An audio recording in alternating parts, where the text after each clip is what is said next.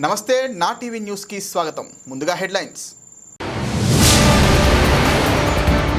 22వ తేదీ ఢిల్లీకి వెళ్లనున్న ముఖ్యమంత్రి చంద్రబాబు. 23వ తేదీ కేంద్ర మంత్రులతో సీఎం సమావేశాలు.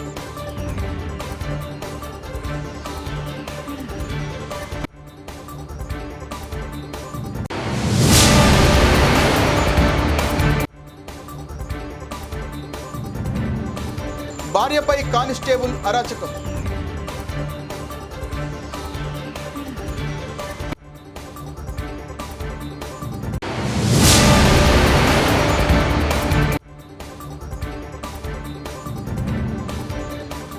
సామాజిక చైతన్యం కళాకారుల బాధ్యత. ఐపీటీఏ జాతీయ కార్యదర్శి గని.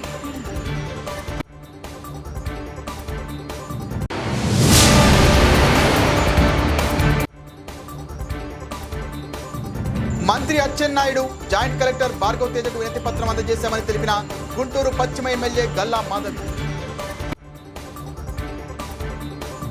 ఏపీ ముఖ్యమంత్రి నారా చంద్రబాబు నాయుడు 22వ తేదీ ఢిల్లీ వెళ్తున్నారు. 23వ తేదీ పలువురు కేంద్ర మంత్రులను సీఎం కలవనున్నారు. అదేవిధంగా రాష్ట్రానికి పెట్టుబడులకు సంబంధించి పలువురు పారిశ్రామికవేత్తలతో కూడా సీఎం భేటీ అవ్వనున్నారు. 24వ తేదీ ఉదయం 9:30 భారత్ మండపంలో జరిగే నీతి ఆయోగ్ గవర్నింగ్ కౌన్సిల్ సమావేశంలో సీఎం పాల్గొంటారు. అదే రోజు రాత్రి తిరుగు ప్రయాణమై అమరావతి చేరుకుంటారు.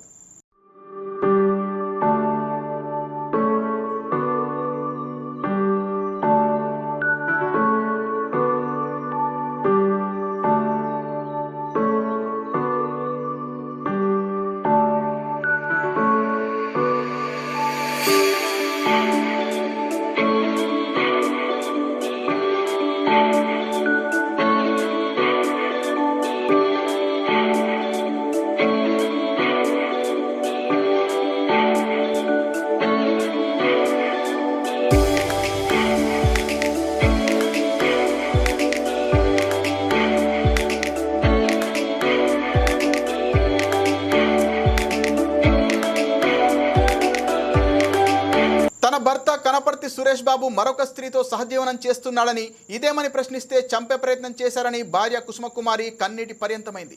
18వ తేదీ ఆదివారం లాం గ్రామంలో తన ఇంటి వద్దకు భర్త సురేష్ బాబు తను సహజీవనం చేసే రాజవరపు ధనలక్ష్మి వచ్చి గొడవపడి కంట్లో కారం చల్లి తనపై దాడి చేసి నోట్లో బలవంతంగా టాబ్లెట్లు కుక్కి నోరు మూశారని చెప్పింది. ఇరువురు అక్కడి నుంచి పరారయ్యారని తెలిపింది. స్పృహ కోల్పోయిన నేను పక్కవారి సహాయంతో తాడికొండ పోలీసులకు ఫోన్ చేయగా వారు వచ్చి తనను గుంటూరు జీజీహెచ్ఎంలో చేర్పించారని తెలిపింది. ఈ రోజు కొంత ఓపిక రావడంతో మీడియాతో మాట్లాడానని చెప్పింది. ప్రస్తుతం తన భర్త కొల్లిపర పోలీస్ స్టేషన్లో కానిస్టేబుల్ గా పనిచేస్తున్నాడని చెప్పింది. రాజవరపు ధనలక్ష్మి గుంటూరులోని అహల్య హాస్పిటల్లో పనిచేస్తూ 7 సంవత్సరాలుగా తన భర్తతో అక్రమ సంబంధం కొనసాగిస్తుందని చెప్పింది. గతంలో 2 సార్లు తనపై దాడి చేశారని, తప్పించుకొని ఎస్పీ కార్యాలయంలో ఫిర్యాదు చేశారని తెలిపింది. తన భర్త తనను ఎలాగైనా వదిలించుకొని ఆమెతో కలిసి ఉండాలని, ఇద్దరు తనపై హత్యాయత్నానికి పాల్పడ్డారని చెప్పింది. తనకు న్యాయం చేసి వారిని శిక్షించాలని వేడుకుంది. ఇదే గవర్నమెంట్ హాస్పిటల్లో కాంట్రాక్ట్ స్టాఫ్ నర్సుగా పనిచేస్తున్నానండి 2021 నుండి. నా హస్బెండ్ పేరు సురేష్ బాబు. ఆయన కొల్లిపర పోలీస్ స్టేషన్లో పనిచేస్తున్నారు సార్. అయితే ఆయన ఇద్దరితో ఎఫ్ఐఆర్ పెట్టుకున్నారండి. ఆ ఇద్దరు ఏడిస్తుంటే నేను పోయిన సంవత్సరం నవంబర్ 3వ తారీఖున తాడికొండలో ఎఫ్ఐఆర్ చేశానండి. రాజవరపు ధనలక్ష్మి, గుంటి మరియమ్మ అనే అమ్మాయి మీద, మా హస్బెండ్ మీద, ముగ్గురు మీద ఎఫ్ఐఆర్ చేసినప్పుడు మరియమ్మ అనే అమ్మాయి సైలెంట్ అయిపోయిందండి.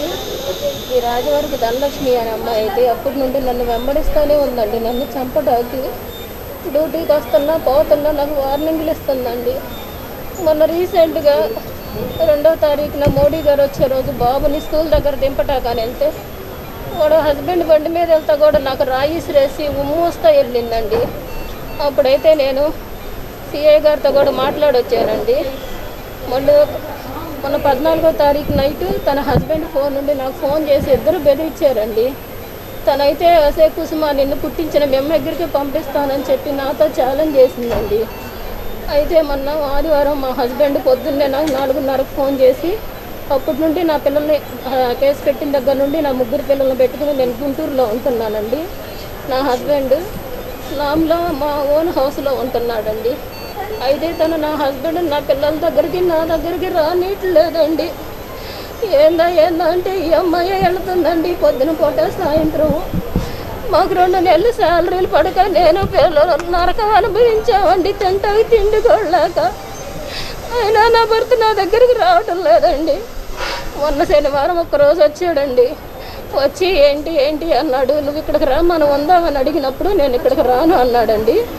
ఆదివారం తెల్లవారుజామున డ్యూటీ నుండి దిగి ఇంటికి వెళ్తా, లామ్ వస్తావా అని ఫోన్ చేశాడు సార్. నేను రాలేను లామ్ అన్నానండి. అని ఎందుకో ఒక్కదాన్ని అట్ట పడుకుంటే పిల్లలు గుర్తొచ్చి నా భర్త గుర్తొచ్చి ఏడ్చుకుంటా ఆదివారం సోమవారం సెలవే కదా, నా హస్బెండ్ దగ్గరికి వెళ్దామని చెప్పి నేను 6:30కి బయలుదేరి లామ్ వెళ్ళానండి. వెళ్ళేసరికి నా హస్బెండ్ లేడు, ఇంట్లో లైట్లు వేసి ఉంది. లైట్లు వేసి ఉంటే వస్తాడు కదా అని కూర్చున్నానండి. కరెక్ట్గా 7:20కి ఈ అమ్మాయిని ఎక్కించుకొచ్చాడండి, రాజవరపు ధనలక్ష్మిని ఎక్కించుకొచ్చినప్పుడు ఈ అమ్మాయి దిగి లోపలికి వచ్చింది. ఏంటే నువ్వు నా ఇంటికి వచ్చావంటే నన్ను ఎగిరి కొట్టింది సార్. అంత దూరం పడ్డానండి నేను. నా ఇల్లు అంటావేంది సురేష్, నా మగుడు, ఇది నా ఇల్లు, నా మగుడు, నా ఇల్లు అని కొట్టిందండి. కొడతాం అంత దూరంలో పడ్డా నేను. లెగిసేలోపు కారం నా కళ్ళల్లో జల్లేసిందండి. నాకు అసలు కళ్ళు కనపడలేదండి, మనుషులు కనపడతలేదు. ఆ పర్ని మా హస్బెండ్ లోపలికి ఏదో తీసుకొస్తాక దేనికో వెళ్ళాడు. వెంటనే వచ్చి ఏదో పొడి ముందు బిళ్ళలు కలిపి ముక్కు మూసి నోట్లో పోసేసిందండి నాకు. నేను అరుస్తానే ఉండానండి. ఈ లోపల వాళ్ళకి వేసి కూడా కొట్టిందండి. అసలు అన్నీ కూడా రాత్రి దాకా వాసిపోయినాయండి. కొట్టి మా చేతులు కారం కడుక్కొచ్చుకుంటానని లోపలికి వెళ్ళిపోయారండి. ఇంకా వాళ్ళిద్దరం లాక్ చేసేసి కళ్ళు కనపడతలా దేక్కుంటే పంపు కాడికి వెళ్ళి కళ్ళు కడుక్కుని నా ఫోన్ తీసి తాడుకొండ సిఐ గారికి ఫోన్ చేశానండి. సార్ ఇది సార్ పరిస్థితి, ధనలక్ష్మి నా భర్త వచ్చి నన్ను కొట్టి నా నోట్లో ఏదో వేసేసింది సార్ అన్నప్పుడు సిఐ గారు ఎస్ఐ గారిని పంపారండి. ఎస్ఐ గారు వచ్చి మొత్తం చూసుకుని ముందు నిన్న హాస్పిటల్ తీసుకెళ్ళాలమ్మా అని చెప్పి సారే తీసుకొచ్చి హాస్పిటల్లో జాయిన్ చేసి వెళ్ళారండి. రాష్ట్రంలో కళాకారులు పడుతున్న సమస్యలు గమనించి దుర్భర జీవితం గడుపుతున్నటువంటి కళాకారులను ఆదుకోవాలని ఐపీటీఏ జాతీయ కార్యదర్శి గని పేర్కొన్నారు. గుంటూరు జిల్లా స్థానిక కొత్తపేటలోని మల్లయ్య లింగం భవన్లో జరిగిన ప్రజానాట్య మండలి సమావేశంలో గని ముఖ్య అతిథిగా పాల్గొని మాట్లాడారు. గత ప్రభుత్వం కళాకారులకు గుర్తింపు కార్డులు, పెన్షన్లు ఇవ్వక కళాకారులను ఇబ్బంది పెట్టిందని, కూటమి ప్రభుత్వం వచ్చి సంవత్సర కాలం అవుతున్నా ఇంతవరకు కళాకారులకు గుర్తింపు కార్డు ఇవ్వలేదని మండిపడ్డారు. కొత్తగా పెన్షన్లు ఇవ్వలేదని, వెంటనే కళాకారుల సమస్యలు పరిష్కరించాలని గని తెలిపారు. సామాజిక సమస్యలపై రాష్ట్ర స్థాయి శిక్షణ శిబిరాలు గుంటూరులో మే 23వ తేదీ నుండి 26వ తేదీ వరకు పాటలు, కళారూపాలతో రాష్ట్ర కళాకారుల శిబిరం జరుగుతుందన్నారు. ఈ శిబిరంలో దేశ సమైక్యతను, సమగ్రతను కాంక్షిస్తూ యుద్ధం వద్దు, శాంతి ముద్దు అనే దృక్పథంతో పాటలు, కళాకారుల శిక్షణ ఇవ్వబడుతుందని, ఈ శిబిరంలో రాష్ట్ర వ్యాప్తంగా 100 మంది కళాకారులు శిక్షణ తీసుకుంటున్నారని గని అన్నారు. ఆంధ్రప్రదేశ్ ప్రజానాట్య మండలి రాష్ట్ర అధ్యక్షులు చంద్రనాయక్ మాట్లాడుతూ దేశ సమస్యలపై ప్రజానికం అగమ్య గోచరంగా ఉందని, రాష్ట్రంలో వివిధ జిల్లాల్లో శిక్షణ శిబిరాలు నెలకొల్పి ప్రజలను చైతన్యపరిచే భాగంగా ప్రజానాట్య మండలి ముందుకు సాగుతుందని అన్నారు. ప్రజానాట్య మండలి గుంటూరు జిల్లా కార్యదర్శి ఆరేటి రామారావు మాట్లాడుతూ కళాకారుల సమస్యలపై కూటమి ప్రభుత్వం త్వరగా స్పందించాలని, 50 సంవత్సరాలు దాటిన వృద్ధ కళాకారులకు త్వరితగతిన పెన్షన్ మంజూరు చేయాలని కోరారు. ప్రజానాట్య మండలి రాష్ట్ర పాటల శిబిరం గుంటూరులో ఈ నెల 23వ తేదీ నుండి 26వ తేదీ వరకు జరుగుతున్నటువంటి సందర్భంగా ఇవాళ దేశంలో జరుగుతున్నటువంటి అనేక సమస్యలపై, ఇవాళ మతోన్మాదంపై లేదా యుద్ధ శిబిరం, శాంతి సమరంలో మధ్యలో ఉన్నటువంటి మనం ఏ శిబిరం నీది అని ప్రజల్ని ప్రశ్నిస్తూ, ప్రజల్ని చైతన్యవంతులు చేస్తూ అనేక గీతాలు మా ప్రజానాట్య మండలి అరసం రచయితలు రాసిచ్చినటువంటి పరిస్థితి ఉంది. వాటిని ట్యూన్ చేసి రేపు 23వ తేదీ నుండి 26వ తేదీ వరకు మేము అనేక మంది కళాకారులు, దాదాపుగా ఈ జిల్లా రాష్ట్ర వ్యాప్తంగా ఒక 70-80 మంది కళాకారులు, గాయకులు రేపు రాబోతూ ఉన్నారు. వాళ్ళకి ఈ పాటలని నేర్పించి ప్రజల్ని మోటివేట్ చేయడం కోసం మేము కంకణం కట్టుకోవడం జరిగింది. ఆ క్రమంలో మేము ప్రయాణం చేస్తూ ప్రజల గాథలు, బాధలు జనానికి తెలియజెప్పడం కోసం ఈ శిబిరం ఏర్పాటు చేయడం జరిగింది. ఈ శిబిరాన్ని జయప్రదం చేయవలసిందిగా మీ అందరికీ విజ్ఞప్తి చేస్తా ఉన్నాం. ఇవాళ దేశం ఎదుర్కొంటున్నటువంటి అనేక రకాల సమస్యలు, అలాగే ప్రజలు పడుతున్నటువంటి బాధల్ని దృష్టిలో ఉంచుకొని కళ కోసం కాదు, కళ ప్రజల కోసం, ప్రజా చైతన్యం కోసం అనే ఆశయంతో పనిచేస్తున్నటువంటి ఆంధ్రప్రదేశ్ ప్రజానాట్య మండలి కళాకారులకు, ముఖ్యంగా గాయకులకు 3 రోజుల పాటు మన గుంటూరు నగరంలో రాష్ట్ర స్థాయి పాటల శిక్షణా తరగతులు, కళాకారులకు శిక్షణా తరగతులు నిర్వహించడం జరుగుతుంది. ఈ నెల 23, 24, 25 తేదీల్లో 3 రోజుల పాటు గుంటూరులో జరుగుతున్నాయి. అటు శ్రీకాకుళం నుండి మరి తూర్పుగోదావరి, పశ్చిమ గోదావరి జిల్లాల కళాకారులు, ఇటు అనంతపురం నుండి చిత్తూరు జిల్లా వరకు మరి అన్ని జిల్లాల నుంచి కళాకారులు ఈ పాటల శిబిరంలో పాల్గొంటున్నారు. ప్రధానంగా ఇవాళ భారత కమ్యూనిస్ట్ పార్టీ సిపిఐ ఈ దేశంలో ఆవిర్భవించి 100 సంవత్సరాలు, శత వసంతాలు పూర్తి అయిన సందర్భంగా మరి ఈ నేపథ్యాన్ని పురస్కరించుకొని, అలాగే ఒంగోలులో జరుగుతున్నటువంటి సిపిఐ రాష్ట్ర మహాసభల్ని దృష్టిలో ఉంచుకొని మరి అనేక కొత్త పాటలు రాయించడం జరిగింది. వాటిని కళాకారులకు నేర్పించి మరి ఆ పాటల్ని ప్రజల్లోకి తీసుకెళ్ళి ఇవాళ దేశం ఎదుర్కొంటున్నటువంటి సమస్యలపైన, అలాగే రాష్ట్రం ఎదుర్కొంటున్న సమస్యలపైన ప్రజల్ని జాగృతం చేయడానికి ఈ ప్రజా కళాకారులకు ఈ శిబిరం ఎంతగానో దోహదపడుతుందని చెప్పేసి విజ్ఞప్తి చేయడం జరుగుతుంది.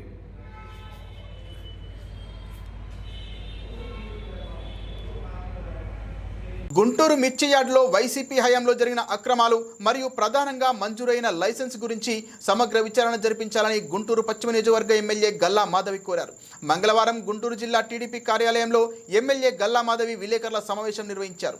ఈ సందర్భంగా ఎమ్మెల్యే గల్లా మాధవి మాట్లాడుతూ వైసీపీ హయాంలో ఆ పార్టీ నేతలు అక్రమాలకు అడ్డాగా చేసుకుని కోట్లు దోచుకున్నారని ఎమ్మెల్యే గల్లా మాధవి ఘాటుగా విమర్శించారు.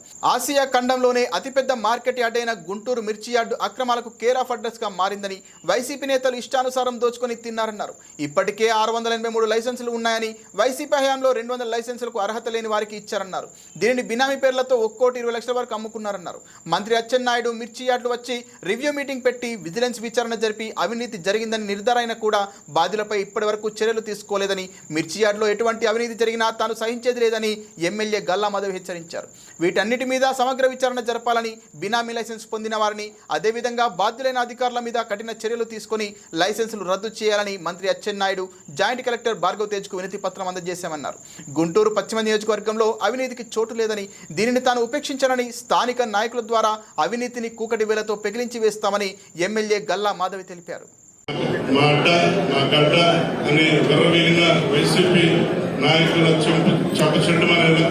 మొన్న జరిగిన ఎన్నికల్లో ప్రజలు చారిత్రాత్మక తీర్పిచ్చి కడపలో కూడా చిత్తుగా ఓడించారు. కడప జిల్లాలో వైసీపీకి కేవలం 2 స్థానాల్లో విజయం సాధించింది.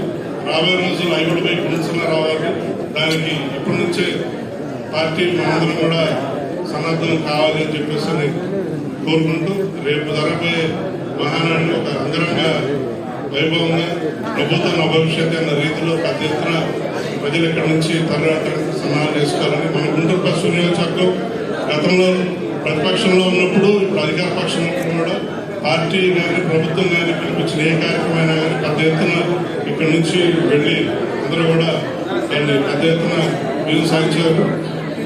అదే కాలం ఈ మహానాడు కూడా ఇక్కడి నుంచి పెద్ద ఎత్తున కార్యకర్తలు తరలి ఈ మహానాడు విజయవంతం చేయడానికి అందరూ కూడా సన్నద్ధం కావాలని చెప్పేసి కోరుకుంటూ అందరూ ధన్యవాదాలు. Thank you.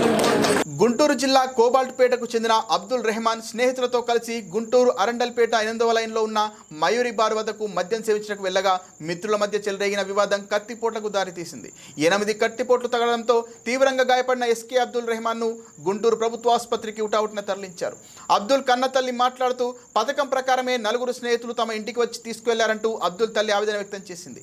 విషయం తెలుసుకున్న గుంటూరు అరండల్ పోలీస్ స్టేషన్ అధికారులు సంఘటనా స్థలానికి చేరుకొని 3 నిందితులను అదుపులోకి తీసుకొని విచారణ చేపట్టారు.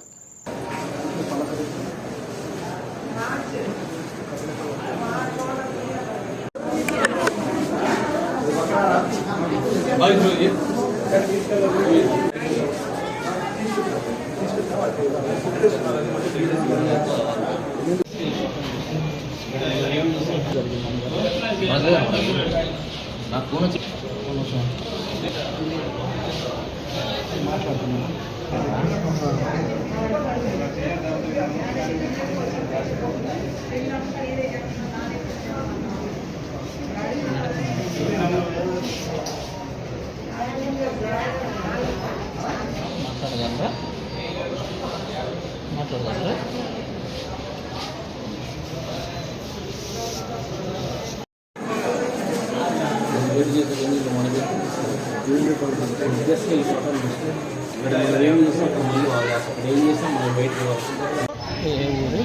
గోపాల్పేట 4వ లైన్ సార్.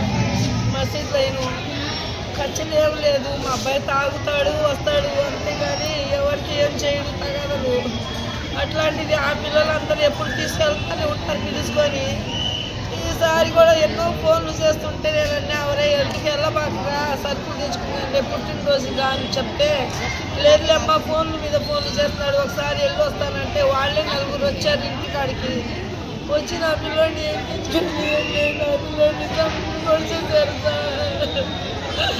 అబ్బాయి పేరేం పేరమ్మా?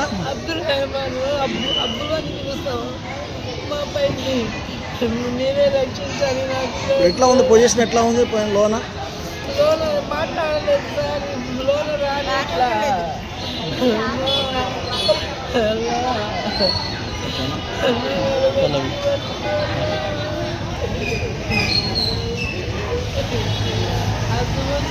मेरा बोल का को काट सकता है तो क्या कर बोलता है तू हमें काबू देना तो खाना खाने गए तो खाना. గుంటూరు జిల్లా పెదకాకాని మండల సర్వేయర్ మల్లికార్జునరావును బెదిరించిన కేసులో 2016 మే 9న తన స్థలానికి సంబంధించిన సర్టిఫికేట్ ఇవ్వాలంటూ పెదకాకాని సర్వేయర్ మల్లికార్జునరావుకు బెదిరింపులు పాల్పడ్డారని బోరుగడ్డ అనిల్పై విధులకు ఆటంకం కలిగించి బెదిరించడంపై పోలీసులకు ఫిర్యాదు చేసిన బాధితుడు. గత 8 ఏళ్లుగా ఈ కేసులో కోర్టుకు హాజరు కాని బోరుగడ్డ అనిల్ కుమార్కు 14 రోజుల రిమాండ్ విధించారు. బోరుగడ్డ అనిల్కు వచ్చే నెల 3వ తేదీ వరకు రిమాండ్ విధించిన గుంటూరు 6వ అదనపు కోర్టు. రాజమండ్రి సెంట్రల్ జైలుకు బోరుగడ్డ అనిల్ తరలిస్తున్నట్టు తెలిపారు. పీటీ వారెంట్ మీద అనంతపురం జైలు నుంచి గుంటూరు కోర్టుకు తీసుకొచ్చిన పోలీసులు.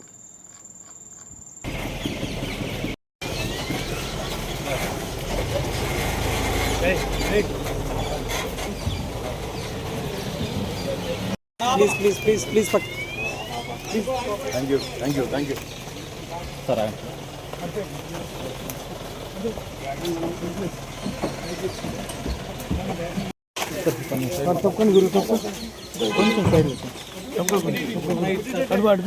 బులెటిన్ ముగించే ముందు హెడ్లైన్స్ మరోసారి. 22వ తేదీ ఢిల్లీకి వెళ్లనున్న ముఖ్యమంత్రి చంద్రబాబు. 23వ తేదీ కేంద్ర మంత్రులతో సీఎం సమావేశాలు.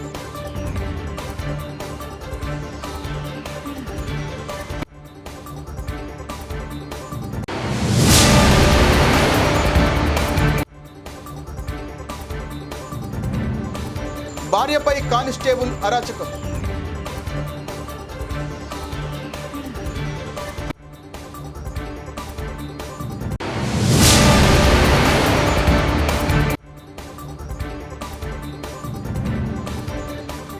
సామాజిక చైతన్యం కళాకారుల బాధ్యత. ఐపీటీఏ జాతీయ కార్యదర్శి గని.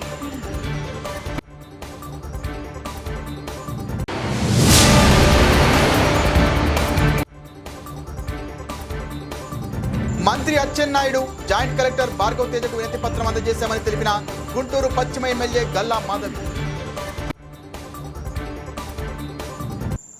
ఇది ఇవాల్టి బులెటిన్. మరిన్ని వార్తల సమాహారంతో రేపు మళ్ళీ కలుద్దాం. నమస్తే.